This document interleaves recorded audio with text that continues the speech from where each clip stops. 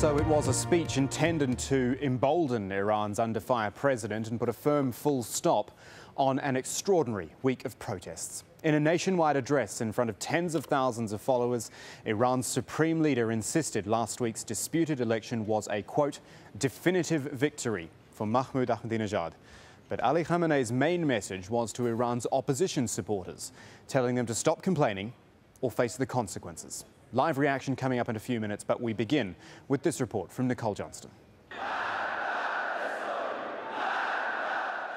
The delivery was clear, the message absolute. The election of President Mahmoud Ahmadinejad stands. The regime is trusted by the Iranian people. The issue of rivalry, well, the elections were free and transparent. The campaigns and debates were to the point, straight, so much so that people opposed them.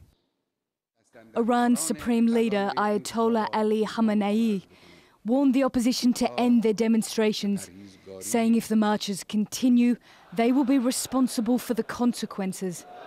Riots after an election are not good. It's putting the democracy under question. If they don't stop and end it, it will be their responsibility. If some are demonstrating in the streets to pressure the regime, it's wrong. The supreme leader not only defended the country's Islamic Republic, but bluntly drove home the message that he is Iran's ultimate religious and political authority. He said the people love Iran's system of democracy, and that's why millions turned out to vote. But Khamenei did not address the opposition's concerns that they were cheated. Instead, he said the presidential candidates are part of the system. All of them are from this Islamic Republic. There was no competition from inside and outside the regime. All of them have been approved by me. The US, Israel and the Western media were also condemned, accused of interfering in the country's affairs, called their enemies of Iran.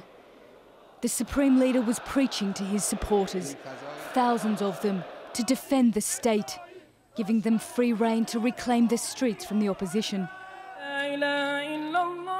In essence, the supreme leader ordered Iranians to obey the state, to unite behind the president and to end the protests. A direct order. Whether the opposition movement will listen is still unclear. Nicole Johnston, Al Jazeera. Live